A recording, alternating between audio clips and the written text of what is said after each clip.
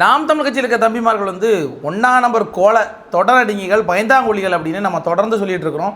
அவங்களுக்கு கொள்கை கோட்பாடு எதுவுமே கிடையாது, அறிவு கிடையாது, அடிப்படை அரசியல் புரிதல் கிடையாது, எதுவுமே இல்லைன்றது உலகத்துக்கே தெரியும். ஆனால் அவங்க ஒரு கோல பயந்தாங்கொல்லிகள் அப்படின்ற விஷயத்தையும் ரொம்ப ஆணித்தனமாக நம்ம சொல்ல வேண்டியிருக்கு. ஏன்னா அவங்க மேடையில் ரொம்ப கொந்தளிப்பாக பேசுவாங்க, இந்த மாதிரி காணொலிகளில் கொந்தளிப்பாக பேசுவாங்க, எழுச்சிகரமாக பேசுவாங்க.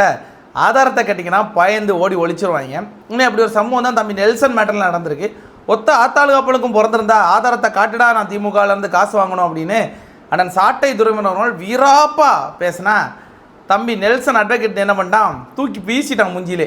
இந்த அப்படி 50 லட்சம் ரூபாய்க்கு விருதுநகரில் அண்ணன் சீமான் அவர்கள் 2025ஆம் ஆண்டு சொத்து வாங்கியிருக்காரு. 25 ஏக்கர் வாங்கியிருக்காரு ராஜா.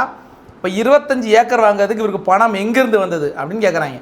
அதை 55 லட்ச ரூபான்னு இவர் பொய் கணக்கு காட்டியிருக்கிறாரு. அப்படின்னா ஒரு சென்ட்டுக்கு 2000 ரூபா தான் வருது. ஒரு சென்ட்டுக்கு 2000 ரூபா வச்சு இன்றைக்கி எங்கேயும் வாங்க முடியாது. ஏன்னா நம்ம அந்த துறையில் இருக்கோம் தெரியும். குறைந்தபட்சம் 50-60 ரூபா இல்லாமல் நீங்கள் வெறும் அடர்ந்த காட்டு பகுதிக்குள்ளே போய் வாங்கினா கூட ஒரு சென்ட் 50-60 ரூபா. அப்போ கிட்டத்தட்ட 10-15 கோடி ரூபா மதிப்புள்ள சொத்தை வந்து அண்ணன் சீமான் அவர்கள் வாங்கியிருக்காரு. அந்த பணம் அவருக்கு எங்கேருந்து வந்துச்சு அப்படின்னு தெளிவாக ஆதாரத்தோட அஃபிடவிட் அவர் தேர்தல் பத்திரம் கொடுத்தார் இல்லையா, அதோடு எடுத்து தம்பி காட்டுறான். அப்படி காட்டினா இவனுங்க எல்லாம் என்ன பண்ணுறானுங்கன்னா, ஒரு இந்த ஆதரவாளர்கள் அண்ணன் சாட்டை துரைமுருகன் தலைமறைவு பயந்து ஒழிச்சிட்டாரு. ஏன்னா அவரோட தெம்பு அவ்வளோதான். ஏன்னா உண்மை வெளியே வந்துடுச்சு, பச்சையாக போட்டு உடச்சிட்டான் அந்த பையன். ஏன்னா அவன் ஏற்கனவே தம்பி நெல்சன் வந்து நாம் தமிழ் கட்சியில் இருந்தவன். அவனுக்கு அதில் இருக்க அவ்வளோ சூட்சமங்களும் தெரியும், எனக்கும் தெரியும் அதில் இருக்கிற எல்லா சூட்சமங்களும். ஆனால் சில விஷயங்களை நம்ம சபை நாகரிகம் கருதி, அரசியல் நாகரிகம் கருதி நம்ம அதை வெளியே சொல்ல மாட்டோம். ஏன்னா அது ஒரு மாண்பு. ஆனால் அதை மீறிட்டீங்க, அதனால் தம்பி எல்லாத்தையும் போட்டு உடச்சிட்டான்.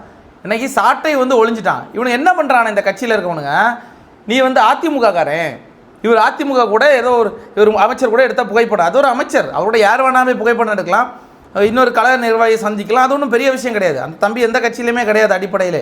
ஆனால் அந்த தம்பியை வந்து இந்த கட்சிக்காரணி அப்படின்னு ஒரு சாயல் பூசக்கூடிய வேலையை பார்க்குறாங்களே தவிர கேட்ட கேள்விக்கு பதில் இல்லை. சரி, நீ அவனை எந்த கட்சி வேணா எந்த கட்சிக்காரனை வேணால் இருந்துட்டு போட்டுறான் அந்த தம்பி. கேட்ட கேள்வி பதில். இப்போ நான் கேட்குறேன், அந்த 50 லட்ச ரூபா நீ காட்டக்கூடிய சொத்து 25 ஏக்கர் எப்படி வந்துச்சு? கரெக்டாக முதலமைச்சரை சந்தித்த 2 மாதத்தில் வாங்கியிருக்காங்க. 7வது மாதம் முதலமைச்சரை சந்திச்சிருக்காங்க, 9வது மாதம் 2 மாதத்தில் அந்த சொத்து வாங்கியிருக்கு. அப்போ இந்த பணம் எங்கே இருந்துச்சு? கிட்டத்தட்ட 15 கோடி ரூபா மதிப்பிலான சொத்து மனைவி பேரில் வாங்கியிருக்காங்க. ஆதாரத்தோடு இருக்குது. அண்ணன் அஃபிடவிட்லேயே கொடுத்துருக்காரு, சீமான் அண்ணனே தாக்கல் பண்ணியிருக்காரு. இப்போ இந்த பணம், இந்த சொத்து எங்கே இருந்துச்சு, இந்த பணம் எங்கே இருந்துச்சு, யார் வாங்கி தந்தது? இந்த பணம் நீங்கள் தான் கட்சி நடத்துக்க பணம் இல்லை, மாநாடு போட பணம் இல்லை, பரப்புரை செய்ய பணம் இல்லைன்னு நீங்கள் வந்து பிச்சை எடுத்துட்டீங்களே, இந்த பணம் எங்கே இருந்துச்சு சீமான் அண்ணனுக்குன்றதை தம்பிமார்கள் கண்டிப்பாக இந்த காணொலி பார்த்துட்டு சொல்லுங்கள், கமெண்ட் பண்ணுங்கள்.